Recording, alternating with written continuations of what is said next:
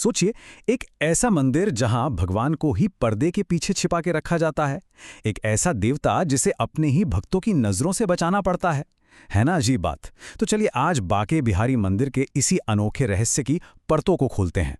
तो सवाल यही उठता है, आखिर इस देवता को नजर से क्यों छुपाया जाता है?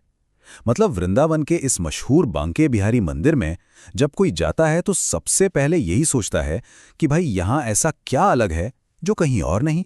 असल में ना, इस मंदिर की दो बातें इसे सबसे अलग बनाती हैं। पहली तो ये कि भगवान के सामने एक पर्दा बार बार लगातार खोला और बंद किया जाता है। मतलब आपको भगवान की बस एक झलक ही मिल पाती है, जिसे झांकी दर्शन कहते हैं। और दूसरी बात, यहाँ का माहौल एकदम शांत रहता है। कोई जोर की घंटियां या शंख की आवाज नहीं। अब सवाल ये है कि आखिर ऐसा क्यों है? इन दोनों सवालों का जवाब छिपा है इस मंदिर की अपनी कहानी में। तो इन अनोखी परंपराओं को समझने के लिए हमें थोड़ा समय में पीछे चलना होगा, सीधे 15वीं सदी में, जब ये देवता पहली बार प्रकट हुए थे। कहानी कुछ ऐसी है कि संगीत के एक बहुत बड़े संत थे, स्वामी हरिदास। वो निधि वन में अपने भजन में इतने मग्न हो गए, इतने डूब गए कि कहते हैं साक्षात राधा और कृष्ण की जोड़ी उनके सामने आ गई। अब स्वामी हरिदास ने उनसे विनती की कि आप हमेशा मेरे साथ यहीं रहिए। तो उनकी इस भक्ति को मान देने के लिए राधा और कृष्ण दोनों एक ही मूर्ति में विलीन हो गए, और बस वही अद्भुत मूर्ति आज बांके बिहारी के रूप में पूजी जाती है। और ये जो नाम है ना, बांके बिहारी, इसका भी अपना एक खास मतलब है। बांके का मतलब है 3 जगहों से मुड़ी हुई वो मनमोहक मुद्रा, जिसे त्रिभंगी मुद्रा कहते हैं। और बिहारी का मतलब है वो जो हर चीज का हर पल का आनंद लेते हैं, यानी परम भोक्ता। जिस दिन ये मूर्ति प्रकट हुई थी वो दिन था मार्गशीर्ष महीने की पंचमी तिथि का, और आज भी इस दिन को बिहार पंचमी के तौर पर बहुत ही धूमधाम से मनाया जाता है।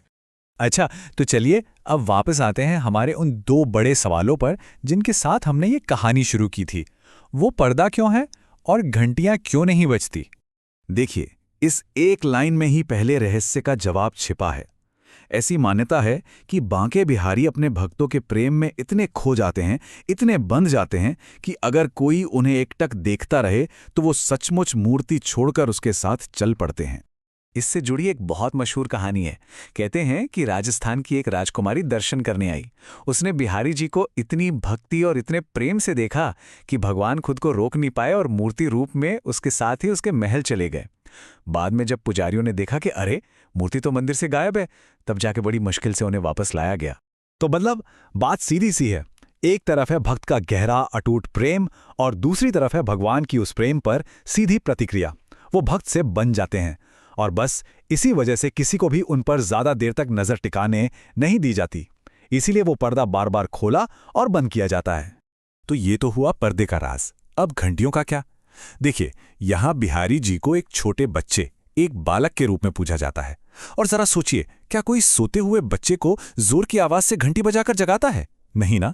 बस इसीलिए यहां मंगल आरती को छोड़कर कभी भी जोर से घंटियां या शंख नहीं बजाए जाते। और भगवान के साथ ये जो इतना प्यारा, इतना अनोखा रिश्ता है, ये सिर्फ इन 2 रिवाजों में ही नहीं, बल्कि पूरे साल चलने वाले त्योहारों और उत्सवों में भी साफ झलकता है। यहाँ के त्योहार भी अपने आप में बहुत खास हैं। जैसे अक्षय तृतीया, ये साल का वो अकेला दिन है जब भगवान के चरणों के दर्शन होते हैं, जिसे चरण दर्शन कहते हैं। जन्माष्टमी पर ही साल में एक बार सुबह सुबह मंगला आरती होती है। और शरद पूर्णिमा, ये वो इकलौता दिन है जब बिहारी जी अपने हाथों में बांसुरी धारण करते हैं। और हाँ, गर्मियों का तो पूछे ही मत। यहाँ का नज़ारा एकदम अलग होता है। 100 दिनों से भी ज्यादा समय तक मंदिर में फूल बंगला सजता है। इसमें बिहारी जी के कपड़े और गहने, सब कुछ ताजे फूलों और कलियों से बनाए जाते हैं। सोचिए कितना अद्भुत लगता होगा वो दृश्य।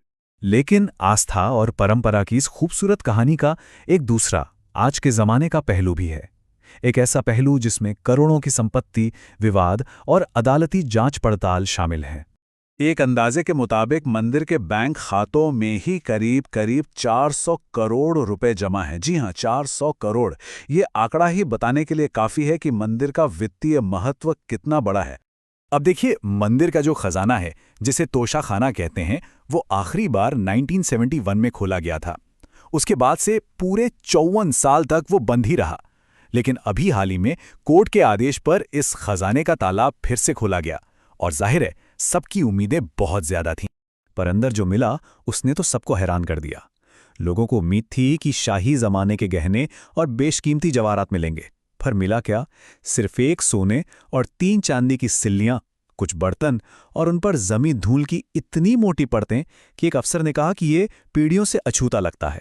बस यहीं से ये सवाल उठ खड़ा हुआ कि आखिर बाकी खजाना गया कहाँ? तो अब हो ये रहा है कि सुप्रीम कोर्ट की बनाई एक कमेटी मंदिर के इतिहास में पहली बार इसका एक पूरा कॉम्प्रेहेंसिव ऑडिट कर रही है। मंदिर की जमीनें, बैंक में जमा पैसा, दान का हिसाब किताब, हर एक चीज को डॉक्यूमेंट किया जा रहा है। और इन सब के बीच कुछ भक्त इस लापता खजाने की सीबीआई जांच की भी मांग कर रहे हैं। और इसी सवाल के साथ हम आज की ये पड़ताल खत्म करते हैं। जरा सोचिए, एक देवता जो किसी भक्त की प्रेम भरी एक नज़र से खिंचा चला जाता है, आज जब वो ऑडिटर्स और अदालतों से घिर गया है, तो इसका क्या मतलब निकलता है? ये आस्था और आज की दुनिया के बीच एक बहुत ही दिलचस्प और शायद थोड़ा मुश्किल सवाल है।